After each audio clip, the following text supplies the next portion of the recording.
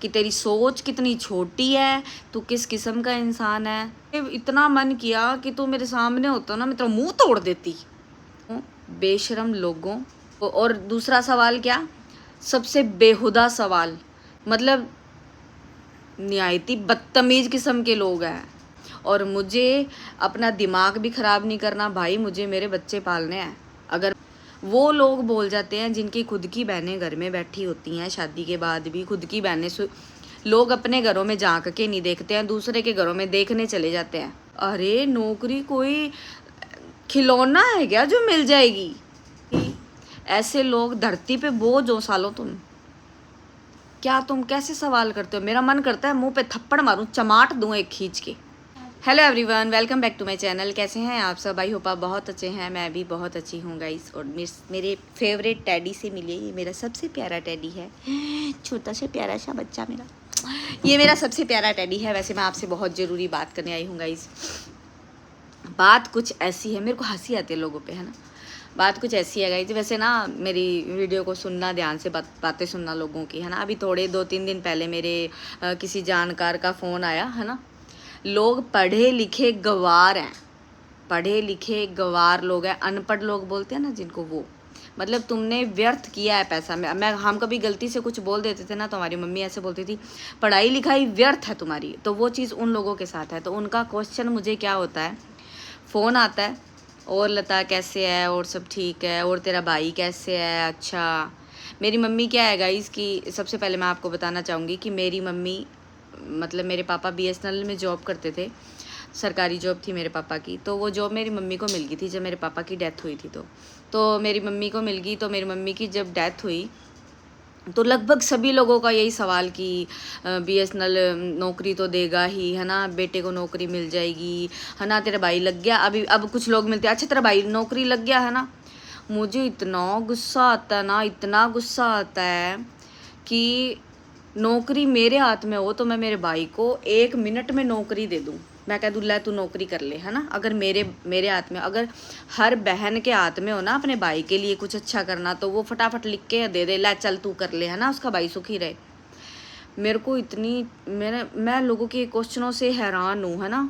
अच्छा तेरे मम्मी की नौकरी तो मिल जाएगी, हाँ मिल ही जाएगी। तो और दूसरा सवाल क्या, सबसे बेहुदा सवाल कि अच्छा तू यहाँ पे रह रही है, अच्छा तो तेरे ससुराल नहीं गई, अच्छा ससुराल तो फिर क्या था, जाना चाहिए तेरे को वहाँ भी, वहाँ रह ले जाके। मैं कहती हूँ बेशरम लोगों। मैंने जिसने मुझे बोला, मैंने उसको मुंह पे भी बोला है ना। मैंने उसको ये भी बोला है, तुम जैसे लोग मुझे कंटेंट खुद देते हो। मतलब कि जब तक तो मेरी मम्मी थे तब तक तो मैं यहाँ रही, और अभी मेरे भाई को मेरी ज़रूरत है और अब मैं चली जाऊँ। मेरा खून है भाई वो, मैं औरों जैसी नहीं हूँ। और जो लोग ऐसा सवाल करते हैं ना, वो उनका भरा बुरा परिवार है। माँ बाप या किसी कोई एक चला जाए ना, तब उनको एहसास हो। ऐसे बेहुदा सवाल सिर्फ वही लोग कर सकते हैं जिन लोगों के घर में अभी सब कुछ ठीक है, हमारी तरह। अब हमने पता नहीं कैसे कर्म करे हैं, माँ बाप नहीं है, बहन भी 2-2 बहनें चली गई, है ना। तो पता नहीं परमात्मा ने क्या लिखा है हमारे साथ, है ना। तो पर किसी के दुखों का मजाक मत उड़ाओ।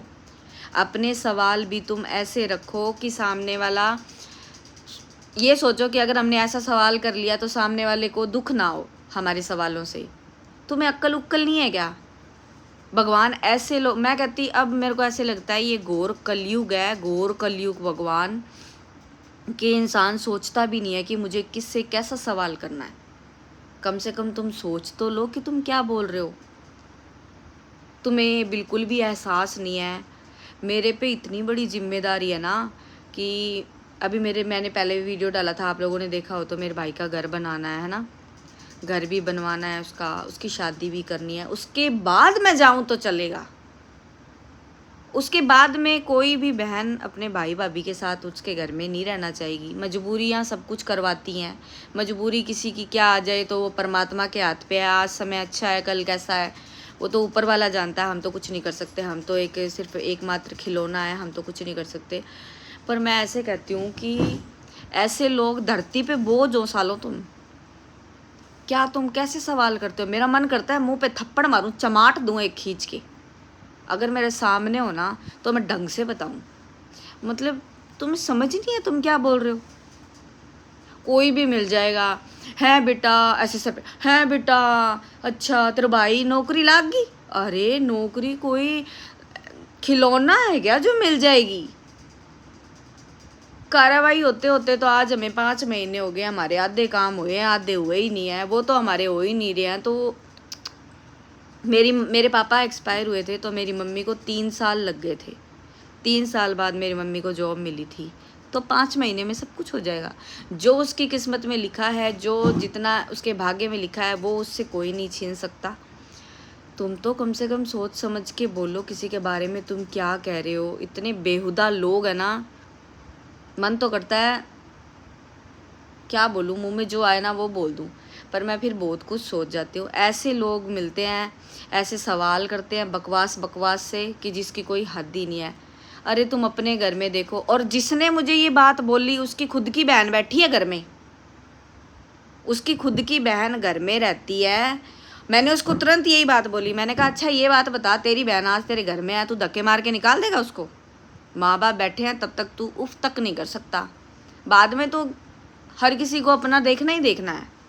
वो लोग बोल जाते हैं जिनकी खुद की बहनें घर में बैठी होती हैं, शादी के बाद भी खुद की बहनें, लोग अपने घरों में झांक के नहीं देखते हैं, दूसरे के घरों में देखने चले जाते हैं कि दूसरे के क्या। वो पंजाबी में एक कहावत है ना, आप दी मंजी थल्ले सोटी मार के नहीं देखता कोई। मतलब अपनी चारपाई के नीचे डंडा मार के कोई नहीं देखता है, सामने वाले को देखेंगे कि सामने वाला कैसा है। अरे खुद के घर में झांक के देख लो, तुम्हारे घर में हो क्या रहा है, पहले खुद के घर में तो देखो, फिर दूसरों के घर में की बात करना तुम। मतलब निहायती बदतमीज किस्म के लोग हैं ऐसे लोगों। उसका नंबर सेव नहीं था मेरे पास तो मैंने उसका फ़ोन उठा लिया। अगर उसका नंबर, पहली बात है ऐसे लोगों का मैं फ़ोन नंबर ही नहीं रखती। मैंने कॉन्टैक्ट लिस्ट मेरी मम्मी के बाद बहुत लोगों की मैंने डिलीट कर दिया, काटा मार दिया उस पर कि बकवास लोगों। मुझे बकवास बेहुदा लोगों के साथ भी नहीं रहना और मुझे अपना दिमाग भी ख़राब नहीं करना। भाई मुझे मेरे बच्चे पालने हैं। अगर मैं तुम लोगों के सवालों का जवाब देने लगूं, वो बकवास सवालों का, और हाँ मैं तुम्हें अगर जवाब भी दूं तो तुम्हें समझ ही नहीं आ रहा, फिर भी तुम अपनी लीला गाए जा रहे हो। नहीं नहीं क्यों, ऐसा क्यों नहीं होता। अरे इतना मन किया कि तू मेरे सामने होता ना, मैं तेरा मुंह तोड़ देती, पर तू मेरे सामने नहीं था। पर वो मेरी बात से मैंने उसको जवाब भी दिया और मैंने फ़ोन कट कर दिया उसका। मतलब इरिटेशन होने लगी मेरे को कि मतलब क्या बोल रही है बकवास। मतलब तुम कुछ भी बोलते हो, कुछ भी। ये दुनिया ना आज के टाइम में ना पता नहीं क्या ढूंढती रहती है इनको ना। हाँ घर बेले बैठे बैठे दूसरों के घरों में ताका झाकी करके उनको चस्के चाहिए दूसरों के घरों की बातों के। क्यों सालों खुद के घर में देखो तुम्हारे क्या चल रहा है। या किस्म के कि इतने घटिया किस्म के लोग हैं ना कि मन करता है बस सामने ना आए मेरे। तू तो कभी मेरे सामने ही मत आ जाना। और जिसने मुझे ये बात बोली ना, नाम ही नहीं ले रही उसका, लेकिन मैं अब की बार ये सिस्टम चालू कर दूंगी। मैं हमेशा नाम नूम लेके ही वीडियो बना दूंगी। भाई तू है वो बंदा। कैसे कैसे लोग हैं धरती के ऊपर की मतलब कुछ सोचते ही नहीं है, कुछ कहते ही नहीं है ना। खुद की बहन तुम्हारी बैठी है। तुम्हारी बहन तो ससुराल ही नहीं गई, जाके वापस आ गई। उसने तो बच्चे भी वहीं पैदा करे हैं। हम तो कम से कम अपने ससुराल में इतने दिन बिताए तो हैं। हम तो अपने ससुराल में कम से कम 12-12, 13-13 साल रह के फिर आए हैं, फिर गए हैं, फिर आए हैं, फिर गए हैं। कम से कम आना जाना तो लगा रहा है। अभी ये साल 6 महीने से हम यहाँ रह रहे हैं, उसी में बड़ा चुभ गया तुम्हें। भाई कमाल होगी, जैसे तू मेरा खर्चा उठा रहा है। कमाल की बात है। तू नहीं कमाता होगा इतना तो मैं कमा लेती हूँ। बातें तुम्हारी इतनी बड़ी बड़ी है। से निहायती बदतमीज किस्म का इंसान है। लेकिन मुझे ये पता चल गया कि तेरी सोच कितनी छोटी है, तू किस किस्म का इंसान है। ज़िंदगी में तेरा फ़ोन ना उठाऊँ मैं, ज़िंदगी में तेरे से बात ना करूँ मैं। तू इतना घटिया किस्म का इंसान है। दिखा दिया तूने कि तू कौन है। ऐसे लोग हैं। मेरी ना इस वीडियो में ना कमेंट करके बताना ज़रूर कि ना मतलब ऐसे सवाल, ऐसे बेहुदा से लोग, ऐसे लोग हैं दुनिया में। इस वीडियो को जितना ज़्यादा हो ना प्लीज़ लाइक और शेयर करना। जैसे आप लोग मुझे यहाँ तक लेके आए हो, मैं सपोर्ट किया है मुझे, तो आगे भी ऐसे ही सपोर्ट करते रहना, और ऐसे लोगों को ना ऐसे अपने आप ही मुँह तोड़ जवाब मिलता रहे, बस मुझे देना ही ना पड़े। Thank you so much, thanks for watching, bye bye.